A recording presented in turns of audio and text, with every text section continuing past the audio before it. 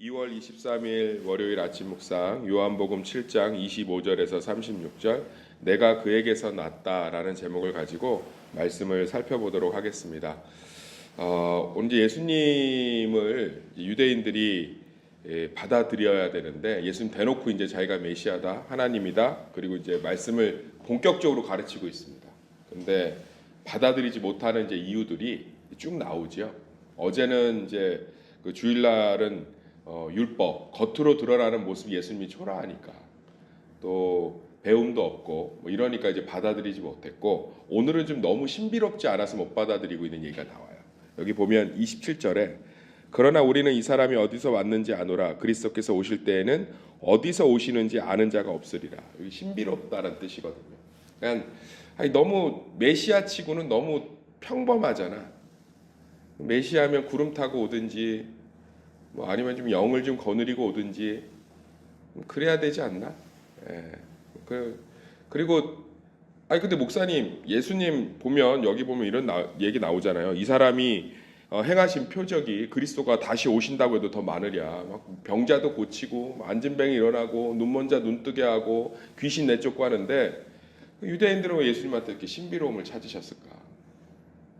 그러니까 우리의 신비로움은 뭔가 이적과의 기사인데 유대인들이 찾는 신비로움은 좀 메시아로서의 그 좀 풍기는 신비로움 있지 않아요? 우리 능력 많은 목사님들에 대한 이미지가 좀 있지 않습니까? 저는 누가 그러더라고. 목사님 목소리는 최양락 닮아서 가볍대. 예, 목소리가 좀 이래야 되는데 연습하라고 하더라고. 할렐루야. 요한복음 7장 25절에서 26절 말씀을 살펴봅시다. 뭔가 우리는 그 예수님인가 얼마나 서민적이었고 친근했는지 이거 보면 알 수 있어요. 그러니까 유대인들은 예수님의 이적을 정말 많이 봤단 말이에요. 이거 비난하는 사람들이 얘기하잖아요. 야, 메시아가 와도 이보다 이적이 많겠냐. 그러니까 예수님이 이적은 눈으로 맨날 보고 있는데 너무 자기네가 보기엔 권위가 없는 거야. 권위가 너무 없어 보이는 거야. 그냥 창녀들하고 밥 먹고 좋아하시고 어린아이들이 오면 까르르까르르 웃으면서 같이 좋아하시고 놀고 나 잡아봐라 이러시고, 예? 제자들하고는 그렇게 밤새 사람이 자고 새벽 기도를 가고 성경을 묵상하고 이래야 되는데 밤새 제자들하고 얘기하고, 가난한 집에 들어가면 가난에 처할 줄 아시고 부유한 집에 들어가면 부유에 처할 줄 아시고 삭개오 집에 들어가서 며칠을 머물질 않나. 뭔가 좀 종교적이지 않은 거야. 뭔가 좀 영적 권위가 없어 보여. 뭔가 신비롭지가 않아. 우리는 신앙생활이 굉장히 무언가 신비로운 것이라고 생각할 때가 있어요. 식탁에서 아침을 출근하는 남편한테 기도하고 있어요라는 말 한마디가 때로는 10시간의 기도와 맞먹는 하나님의 신앙생활인 줄 믿습니다. 내가 내 건강을 위해서 하나님이 주신 성전이잖아요.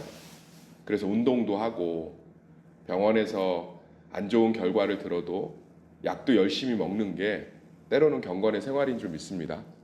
예수님이 왜 유대인들이 싫어했냐면 너무 평범하게 사셔서 싫어하셨다. 신비롭게 살면 좀 좋은데 수염도 좀 길고 흰 도포 같은 것도 입고 동굴 같은 데서 40일씩 막 금식도 좀 하시고 그러면서 나타나갖고 막 선문답도 좀 하시고 빛이 무엇이냐, 그리고 갑자기 또 사라지고 이래야 되는데 그냥 질문하면 다 대답해 주시고 그냥 뭐래도 그냥 물으면은 그냥 한 번도 거절 없이 다 귀담아 들으시고. 그러니까 유대인들이 싫은 거야. 너무너무 싫은 거야. 네. 사랑하는 우리 성도님들, 제가 지난주에 어떤 청년하고 밥을 먹는데 전 그 청년이 저한테 이제 그러더라고요. 목사님, 저는 목사님이 판교어를 쓰지 않아서 참 좋대요. 나 그게 무슨 말이냐 그랬더니 목사님은 우리들의 언어로 이야기해 주시려고 하는데 그게 목사님의 위치에서 얼마나 큰 부담인지 보여서 그게 참 좋습니다. 뭐 되게 좀 감동이 됐고, 뭐 그러려고 그랬던 건 아니고 제가 부족해서 그런 건데 또 그런 부분들을 같이 나누면서 굉장히 이렇게 진솔한 대화들을 하면서 참 좋았어요. 어쩌면 우리는 일상이 얼마나 중요한 건지 참 잘 모르고 사는 것 같아요. 어제 한 청년의 간증 속에 묻어 있잖아요. 수련회 갔는데 다 방언 터지고, 예, 다 막 은혜 받는데 자기는 안 터지니까 자기는 뭔가 좀 아닌 것 같고, 그렇잖아요. 근데 저는 좀 달랐거든요. 저는 좀 항상 그때부터, 저도 청소년 때 보면, 저도 물론 방언을 받았지만 그 친구들이 방언이 막 터지는데 난 안 터져서 저는 혼자 그 생각했거든요. 쟤네들은 얼마나 믿음이 없으면 저렇게 보여야지 믿을까. 저는 진짜로 그렇게 생각하거든요. 야, 쟤네는 얼마나 강팍하면 방언이 터져야 되냐. 나는 정말 잘 믿나 보다. 그리고 되게 이렇게 스스로 만족했던 기억이 나는데. 근데 그렇지 않을까요? 진짜로.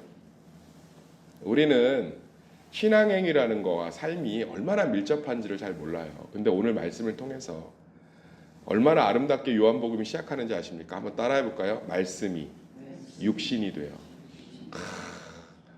말씀이 영이 되어, 말씀이 능력이 되어, 말씀이 기적이 되어, 말씀이 빛이 되어. 아니요.